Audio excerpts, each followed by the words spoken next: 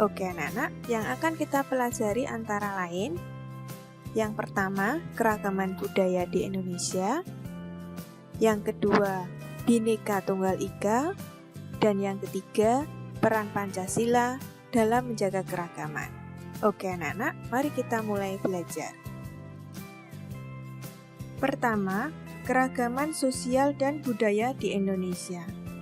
Apakah budaya itu? Budaya adalah segala sesuatu yang dihasilkan oleh akal, karsa, dan budi manusia. Budaya dapat berwujud 1. Gagasan atau ide yang berupa kepercayaan dan sistem adat istiadat. Yang kedua, tindakan atau kegiatan berupa upacara adat dan seni pertunjukan.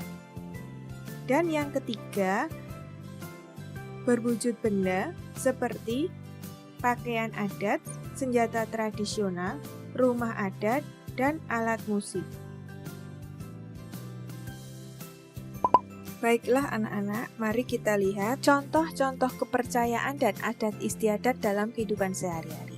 Yang pertama, berbicara yang santun kepada orang tua. Yang kedua, melakukan budaya antri di mana saja. Dan yang ketiga, lakukan senyum dan sapa kepada orang yang lebih tua. Apa saja contoh upacara adat dan seni pertunjukan di Indonesia? Contoh upacara adat yang pertama, lompat batu dari Nias, ngaben dari Bali, upacara kasodo dari Tengger, dan grebek suro dari Solo. Contoh seni pertunjukan, makyong dari Riau, reok dari Jawa Timur, wayang dari Jawa, dan ketoprak dari Solo. Beberapa contoh baju adat dan rumah adat yang ada di Indonesia. Contoh pakaian adat, pakaian kebaya dari Jakarta, pakaian tiilangga atau kebaya dari NTT, pakaian ewer dari Papua, pakaian mandar dari Sulawesi Barat, dan king baba dari Kalimantan Barat, serta pakaian ule balang dari Aceh. Contoh rumah adat kebaya dari Jakarta, rumah Baru Nias dari NTT, rumah Honai dari Papua, kemudian rumah tongkonan dari Sulawesi Selatan, rumah Panjang Kalimantan Barat, dan rumah Aceh dari Aceh. Dengan banyaknya contoh-contoh budaya tersebut, kalian pasti bertanya kenapa bangsa Indonesia bisa beragam? Yuk, mari kita cari tahu jawabannya. Faktor-faktor penyebab dari keragaman yang ada di Indonesia. Yang pertama adalah faktor keturunan, seperti ras Melanesoid dari Papua. Contoh lain, ras Bedoid yang ada di Jambi dan di Riau. Dan contoh ras Melayu yang ada di Mongoloid, di Batak, Toraja, dan Dayak. Faktor penyebab keragaman yang kedua adalah budaya asing, yang mana berasal dari budaya bangsa lain yang masuk ke Indonesia. Faktor penyebab keragaman ketiga yaitu kondisi geografis. Perbedaan geografis akan memunculkan jenis pekerjaan yang berbeda.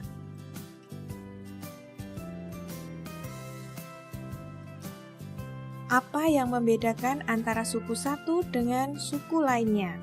Yang pertama, bahasa daerah. Contohnya bahasa Sunda, bahasa Jawa, bahasa Bali, dan bahasa Madura. Yang kedua, adat istiadat. Contohnya ngaben di Bali, sekaten di Solo, tapwik ada di Sumatera Barat, dan titi di Mentawai. Yang ketiga, sistem kekerabatan. Garis keturunan ibu seperti di Minangkabau, garis keturunan ayah di Batak, Minahasa, dan garis keturunan ayah dan ibu yang ada di Pulau Jawa.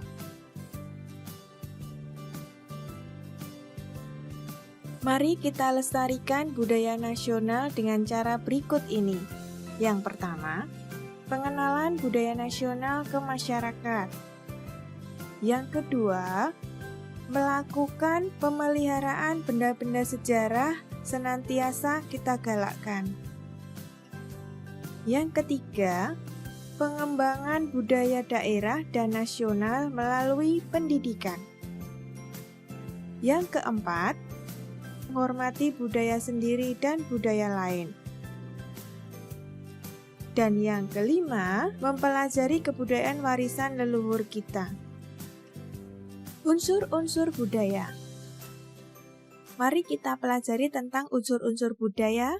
Yang pertama adalah keagamaan. Setiap praktek agama akan memunculkan upacara keagamaan. Yang kedua, bahasa.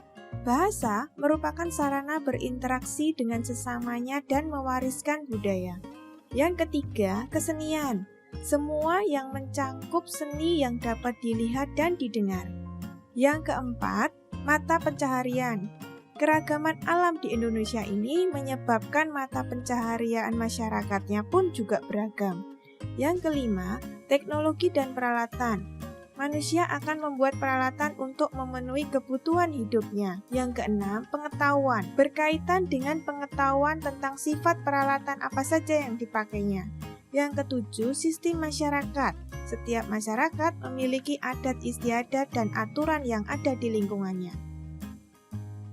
Oke anak-anak, yang kita pelajari kedua tentang Bhinneka Tunggal Ika.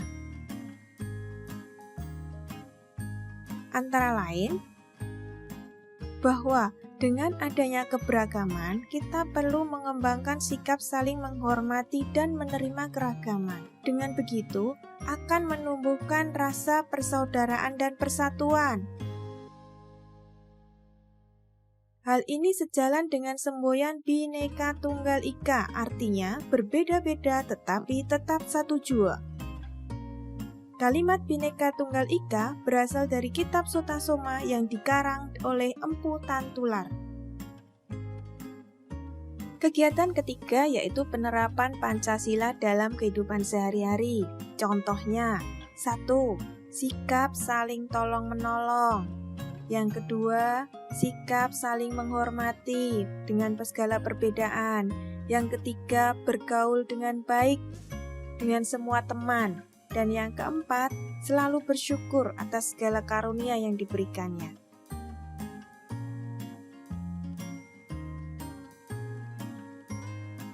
Mari kita terapkan nilai-nilai Pancasila di lingkungan sekolah dengan cara berikut ini.